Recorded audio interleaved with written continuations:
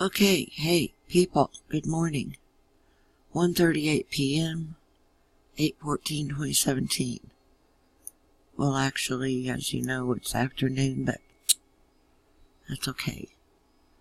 Okay, so, if there was an ID, and it really should be my nap time right now, but that's no big deal. I'm thinking, if you're this embroiled, okay, in a 2 to 3 time a day sex thing, whether you're the female or the male, and whether you're, the perp or the prey, are you just gonna all of a sudden up and go, well, that's the end of the rope. I'm at the end of my rope, the end of my run. Forest Gump thing. Well, I think I'll stop running now. Do you really, is that how it is? She was obviously embroiled. Okay? It's got all of her brain cells wrapped up so tightly she can't think of any other thing. Right? School's out. After school activities, rule those out. Church activities, camping with family, visiting with family, that's all out because it's just so wrapped up in the 2 to 3 times of sex a day for 2 years basically, that she's not going, oh, wait a minute, after time 1, this is way too many times. Make it stop. Okay? I should do a calendar. Get a couple of, excuse me. Maybe I could find an online one. I think I tried that before. And rule out all the days and evenings that it couldn't happen. Either she was gone, or it was church time, or, whatever. And him too, with the embroilment. I'm just so embroiled in this 2 to 3 times a day sex habit I've been having,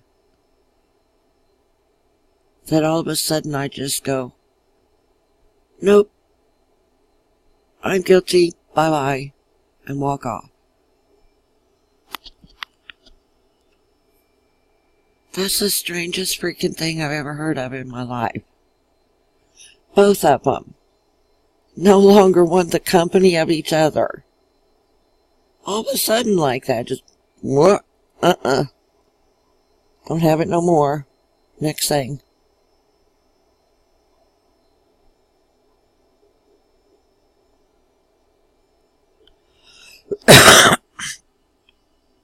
How can that freaking be? Embroiled, enthralled, just so enthralled with each other that neither one of them are gonna discuss it or report it or record it or make a mention of it in any way, especially her, because it's just got me that wrapped up. I'm that enthralled and enthused and embroiled in the whole thing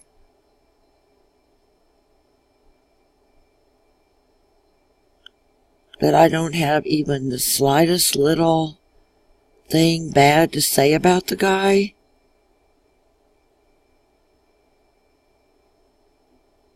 Because why?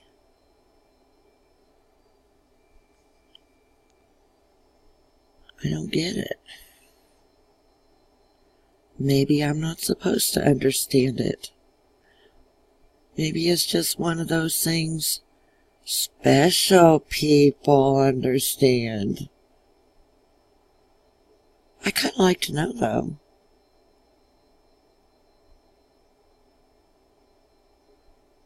I'm just so bowled over with this person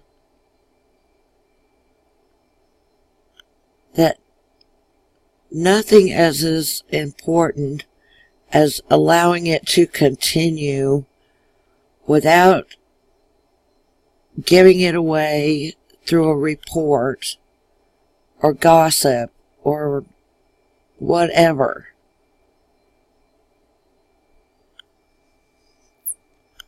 Like Forest Gump, running. However long it was, a couple years. Then we get to that bridge, and we stop dead cold. We take a brief look around, and we're like, well, I'm done running. And everybody's going, oh man, come on, what about us?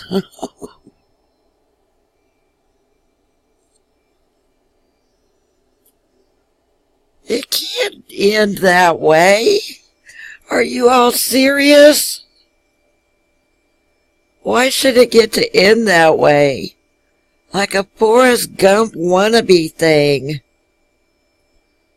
Well, I'm done running now. I think I'm going to go home.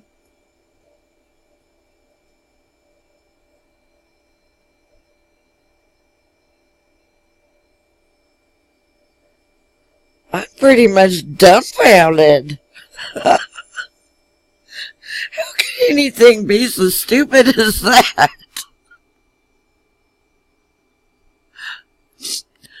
There's no build up to the end. There's no drama at all.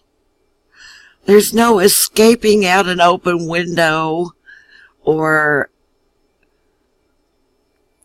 jumping to the heroes below that catcher.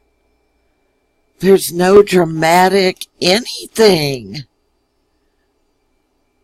It's just like, I don't know, dry cat food?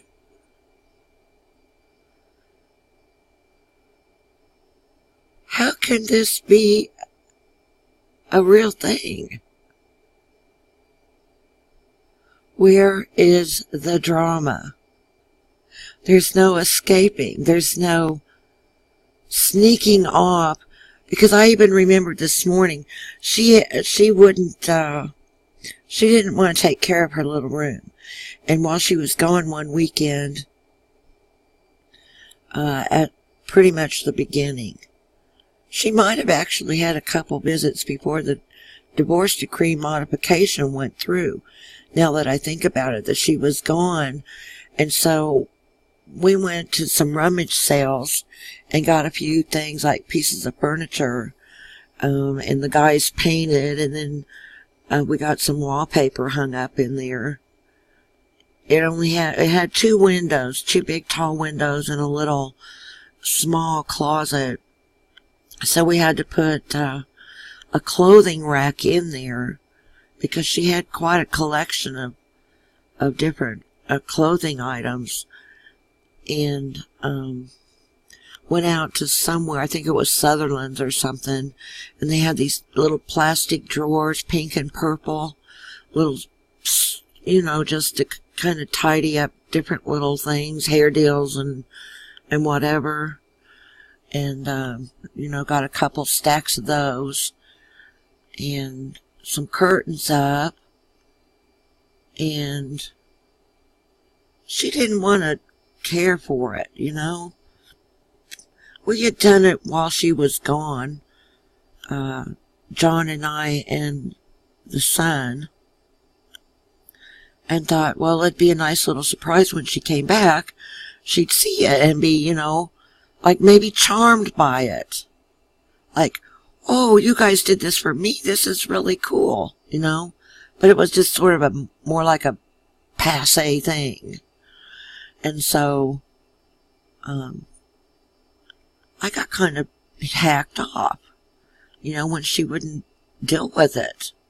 I did my dealing with his in my bedroom in the morning when I'd wake up before he did. If I didn't go down and get my coffee and get coffee going, he'd still be asleep. And I just kind of putter around in our bedroom, in the bathroom there, dusting or just tidying things up and maybe hanging up some clothes and quietly working in there, not to disturb him, because I kept an eye on him with his heart problem, heart problems and other issues. I just kind of tended to hang in there. And that's what I did. And then normally we would go down together and one of us would start coffee. Or he'd get down there before I would, and I'd make the bed, and he'd make coffee. Just would kind of depend. So I told her one time, it just hacked me off.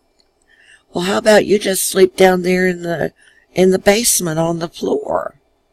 You don't want to think anything of your own room. It's not the commune, where you had others. It's your own private room. He had one. Part of the time Bradley was in there, but not a lot, only, sporadically.